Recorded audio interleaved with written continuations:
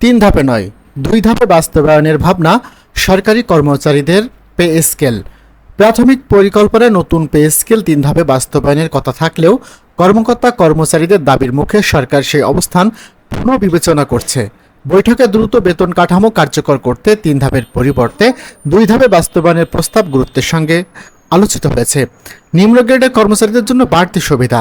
উচ্চ মূল্যস্ফীতির কারণে নিম্ন আয়ের কর্মচারীদের উপর চাপ বিবেচনায় এনে প্রথম ধাপেই তাদের জন্য তুলনামূলক বেশি বেতন বৃদ্ধির বিষয়টি পর্যালোচনা করা হয়েছে। 20তম গ্রেডভুক্ত কর্মচারীদের জন্য প্রথম ধাপে বেতন বৃদ্ধি 60% দেওয়ার বিষয়ে ইতিবাচক মতামত পাওয়া গেছে।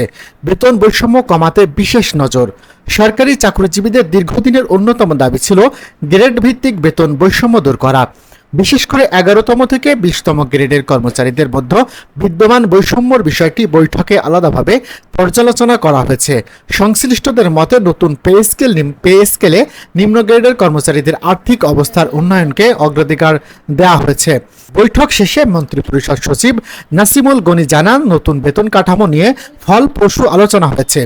সরকারের উচ্চ পর্যায়ের কর্মকর্তাদের মতে আগামী 1 জুলাই থেকে নতুন পে স্কেল আনুষ্ঠানিকভাবে কার্যকর হওয়ার সম্ভাবনা রয়েছে। তবে প্রয়োজনীয় আইনি ও প্রযুক্তিগত প্রক্রিয়া সম্পন্ন করে কর্মকর্তা কর্মচারীদের হাতে বর্ধিত বেতন পৌঁছাতে আরও 2 থেকে 3 মাস সময় লাগতে পারে।